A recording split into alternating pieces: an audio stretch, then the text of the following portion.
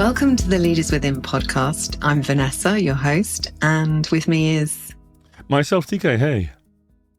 Nice to see you, I'm listen to you today, TK. Well, we're seeing each other through the medium of sound. So, there you go. Yeah. So how As are you? do our listeners. Yeah, and how are you arriving? Well, I'm arriving with like a feeling of a week that's rushing past. Lots of things happening, and I can't really... We're recording that on Thursday, and I'm just surprised that it is Thursday already. So that's me today. How about yourself? Interesting. Yeah, I feel like I'm on the other side of the rush, and suddenly I've got those, that's why you feel that way moments.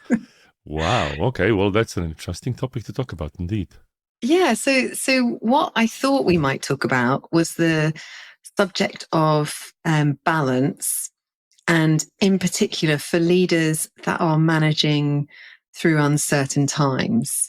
Mm-hmm. And so that sounds very grand and big. But what I mean by that is I had a client show up, and they're a leader of a team who are developing, they're doing some new development around software that will support them in their resourcing process. So far, so good. Yeah, and one of the things that we were discussing was, how do you have balance when the pace is just... So I actually got her to clap out the pace, because she was like, it's like this. Like okay, it feels fast. Yeah, exactly right. So the pace is fast. There's no let up. And actually, we don't really know where this is all going to end up. So people are, might be feeling different things. So how do you get balance as you navigate all of that? And I thought, well, what a great topic, actually, because sometimes I've had the notion that balance is something either you have or you don't have. And when I don't have it, I know it because I feel it. But actually, do I ever recognize when I'm in balance and what the kind of elements are that help me get there? So I thought it might be an interesting one for us to unpack together. Indeed. And, the picture that I'm having in my mind, when you've talked about the pace and balance, is maybe not something that you wanted to talk about, but when you think about cycling, or even on a unicycle, or running, or other activities that have pace, sometimes you are in balance because you are going fast. Sometimes going somewhere, as hopefully a direction, can put you in balance. So maybe that's the bigger question here, is how will you define that someone is or isn't in balance? What do you feel when you're in balance or out of balance, Vanessa? Yeah, that's such a great question. So I feel like I've got spaciousness when I'm in balance. And I don't mean that in like there's loads of space in my diary, but that I can maneuver within myself. I'm not feeling tight. I'm feeling stretched, challenged, in flow, but I'm not feeling like I'm braced, if that makes sense. So this typical me, isn't it? I go for a feeling. Balance is a feeling for me. Well, but it is, right? Because we're not talking about the physical act of balancing on a tightrope. It's the feeling that you have. And it's interesting. I think it's quite similar for me, but then again, all right. So I'm wondering if our wonderful listeners probably have their own definition. I would encourage you to think about the situation where you were in balance in the past, and you could clearly point out to it and say, well, that's the moment, right?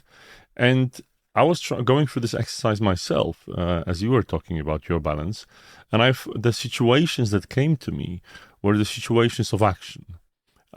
Interestingly, because when I saw the topic and I've heard you talking about that, I thought that balance is something that's attained, sitting cross-legged on a yoga mat, meditating. But, for both of us, it seems, and as you've said, well, but especially for me, it's about action. But the question I have then is, all right, so if there is balance and we can define it, what does it enable for us? What is it that balance gives you? What can you do with balance that you can't do when you're not in?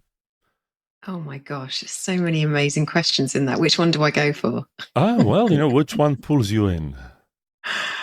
What can I do with balance?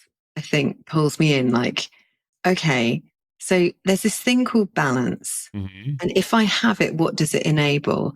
And I think it actually enables me to keep going in an engaged and energetic way, which is different to when I feel like I'm being that Duracell bunny that just can't, stop banging its drum. It's like, okay, it enables me to get things done, but from a joyful place, a alive, energized kind of state. How about you? Well, as I was thinking, because obviously I knew you'll ask me that. See, it's different. It's not about being in the state that I could progress with something or do something. It's about being able to either take a hit, which is if something happens, I'm being able to, stand in it, being able to take it, being able to react in a creative way, if we're going back to like the leadership circle taxonomy, or even be in a situation where this wisdom will come in from the inside.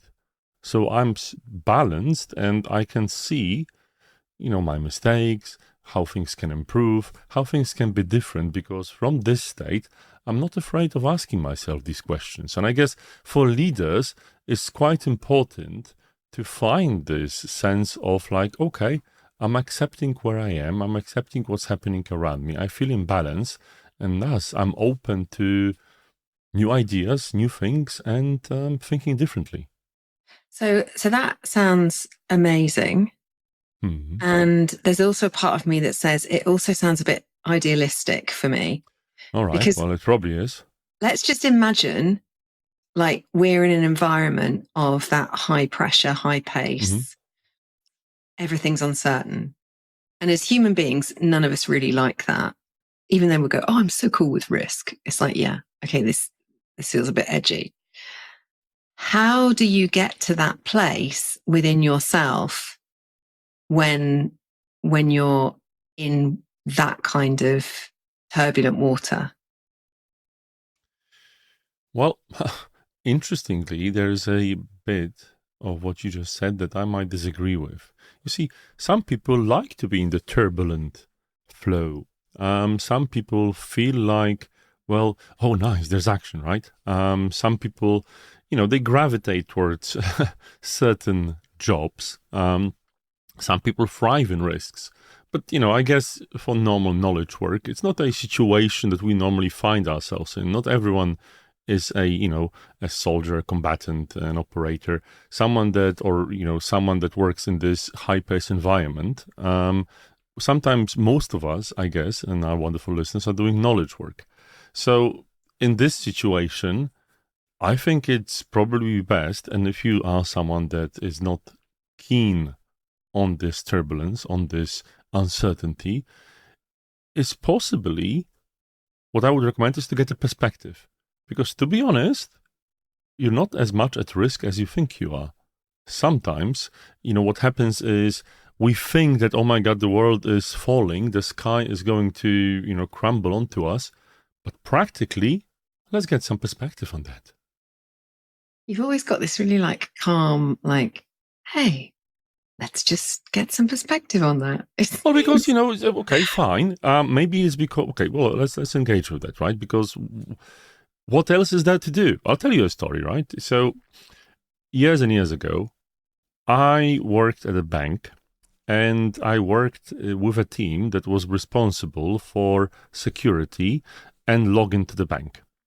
I don't know if I've told this story to our listeners, but essentially, I had to learn how to put in place an operational service framework that can react to when things go wrong. I wasn't an expert in that, but I actually found someone that was willing to teach me. It's an interesting moment. We're still friends. Now, he was quite eager to tell me all the stories about what happens in very pressure-intensive operational situation. Like, in the UK, if you can't log into your bank, interesting things start happening. The regulator calls the CEO, the news starts picking up, the government starts saying things. It's an incredibly high-pressure situation that technical people need to resolve. And at the back end, there's conference calls that these people are in. There's a technical and a management conference call. And people that are adept, people that are, have the job of managing the situation, so operations manager is, and so on, they sometimes have to release the pressure. They sometimes, I've heard stories about singing songs, telling jokes. When you're in a position when there's a lot of uncertainty, a lot of turbulence, it might sound idealistic, but the best thing you can do is to keep calm. Yeah, and I accept that, and I want to offer another scenario because I think, and my daughter was saying something to me this morning, which was like, Mum, why is it that if real stress happens, like, something big, we're amazing at handling it. But it's the small stresses that accumulate that actually are the things that really build an underlying tone of anxiety that we don't necessarily recognize because it creeps up gradually. Yeah. And so, the one of the ones that I notice.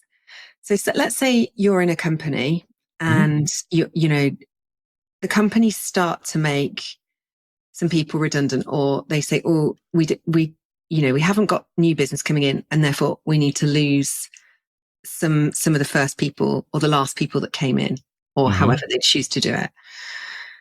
And that sends a little tone out of, "Oh, we need to be a bit careful here. Like, things aren't all abundant and flowing right now."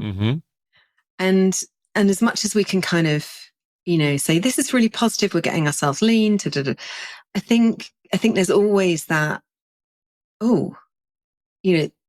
this isn't secure. And so for me, when you've got something like AI, for example, that is advancing at a rate and that can do potentially so many things that humans, are doing. I think you put some of those things in the background and it just creates a kind of humdrum, kind of fear-based or anxious-based tone. And so for me, it's that question of, okay, so how do you get, like, imagine you're the leader in that scenario. Yes. How do you galvanize people, motivate them? Because sometimes I feel like leaders feel like, oh my God, it's all on me to make sure everyone's happy, knowing that nothing is really certain. And I know it's a bit of a mind fuck that, nothing's really certain anyway. But I just feel like it's a real challenge for a leader to be able to navigate that territory without it triggering them and them either going into, okay, I'm going to be Superman and save the world, or, or the other way, which is like, no, we're just not going to pay any attention to it. And so for me in those situations, I think being a leader with vulnerability and reality and really working on myself so that I'm not feeling that pressure I'm not carrying everybody else's pressure, which for me is a tendency. As an empath, I can pick up pressure and then absorb it as if it's my own. So it's like, okay, how do we help leaders in those situations to keep their grounding? Well, there's lots to unpack, right? And I think the example you gave is an interesting one because the contrast with the example I was talking about is the feeling of control. Even if everything falls in, right, these people Yeah. that are dealing with the emergency are doing something. Whereas in the example that you gave, when it comes to the employees themselves, sometimes even leaders of the middle of the organization don't control this. This just, is something. AI is an interesting one because there's some individual control you can have, which is like, okay, embrace and learn and try to stay ahead of the curve. Even like OpenAI has released a university. There's plenty of resources, but it's probably not the topic of our conversation because the question you asked is, what do you do as a leader in this situation, right? There'll be you'll have to unfortunately make people redundant. There's a process going on, and it's not your choice, but it's something that needs to happen. Or another thing has happened and it needs addressing like this. And my personal advice is don't let it linger, don't let it fester. Take it on the chin and have an open conversation about it. Let people, I'm not saying release, but talk about how they feel about it. If you can facilitate it, great. If you can't, maybe think about, getting some help from people like us. So you can have this conversation in a format that enables people to talk about that. So no one feels unheard. No one feels like their emotions aren't being addressed. Even if there is no solution, at least there's an opportunity for being heard. This itself matters a lot. Having said that, as you said, Vanessa, it is quite a lot of vulnerability for the leader to be able to be there because obviously they'll be under attack. People will blame them. People will obviously pull out situations where they mismanaged or something, right? But especially when it gets emotionally difficult. And yet I think it's really helpful to do that. So that's one thing. Still, it's not a situation that you might have control on and you might have to make people redundant, but at least let them be heard. Mm. Yeah, I love that. And I think because that's ultimately what we're all wanting, isn't it? To be seen and known and heard. And that we are suffering, that we're suffering anxiety, that we are uncertain of what will happen in the future, that no one gives us the answer. Obviously it's a show of wonderful gratitude and appreciation if you can give information, but you might not. You might have to make a choice who to make redundant. So talk about it. I think people will appreciate, not in the moment, but you're doing them a service, even though they might not appreciate that immediately. They will. So we're kind of talking about mindset shifts in a way as well, aren't we? So what's the mindset that I have as a leader in that situation? Do I feel like, I'm the authority figure and therefore, I've got a mindset around that? Or actually, am I being authentic and real with people and listening and curious? Well, both can be in the same place and in the same time, I think. The authority there is, well, you are taking responsibility for making this process happen. The process of people being able to speak and be understood.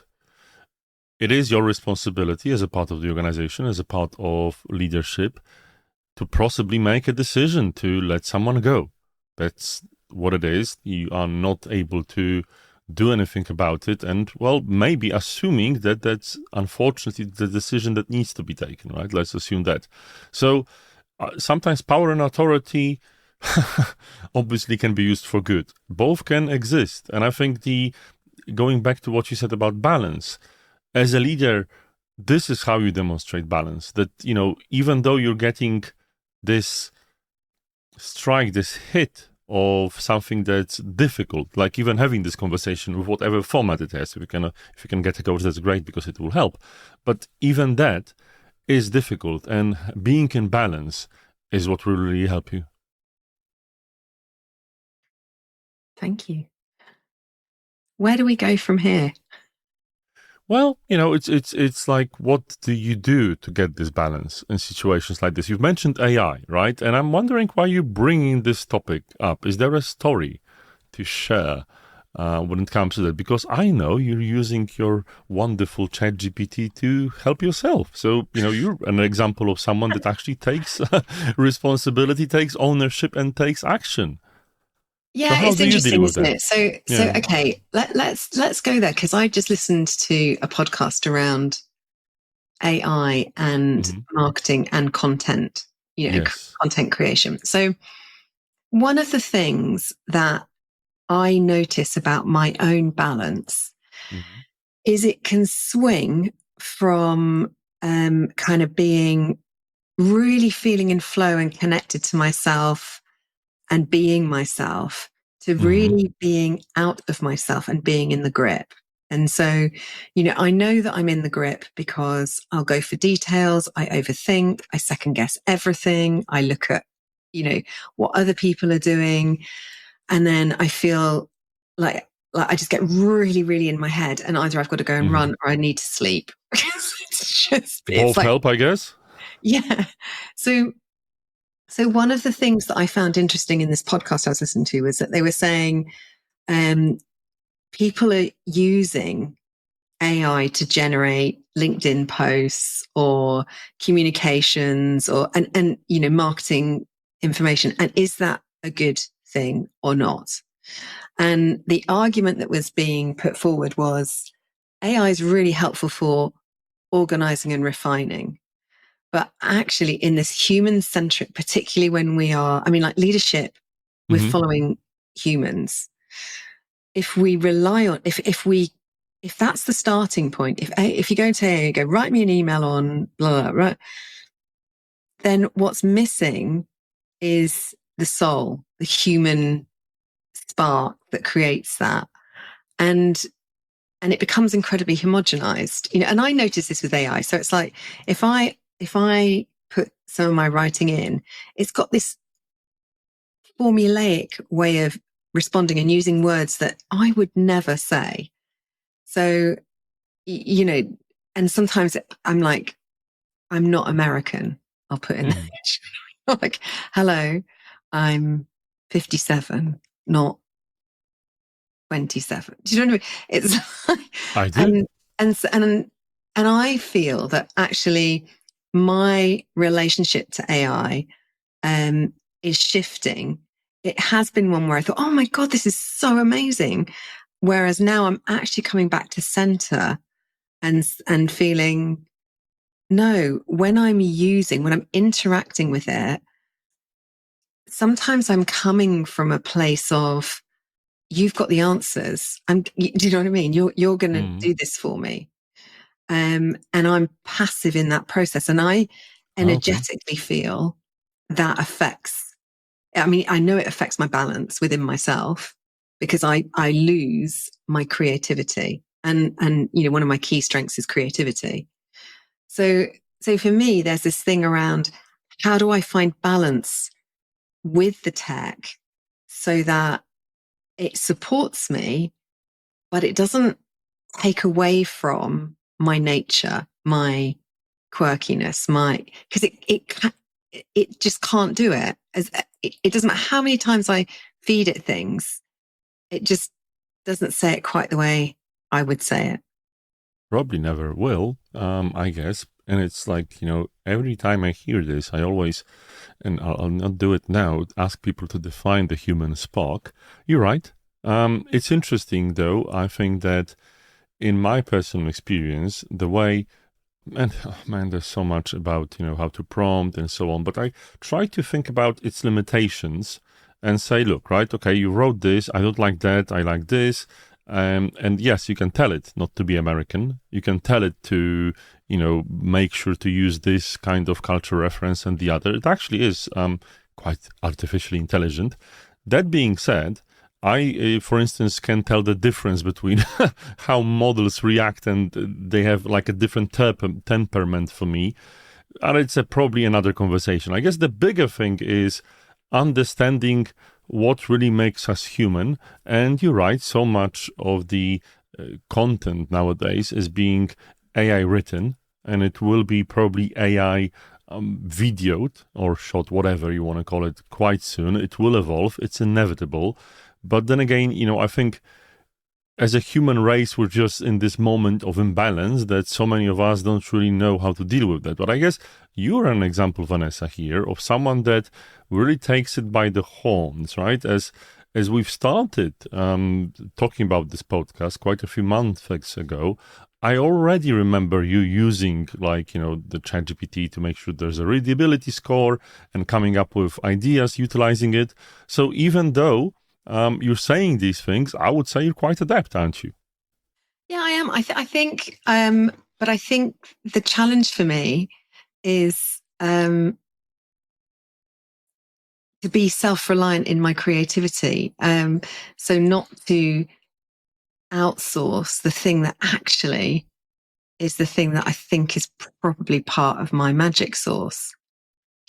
Do you know what I mean? I get your point, yes, although I'll give you I present a different perspective, which is way back, not that many years ago, I got myself into writing with fountain pens. Right, so don't tell me you've got a Mont Blanc. So that I would just be really envious.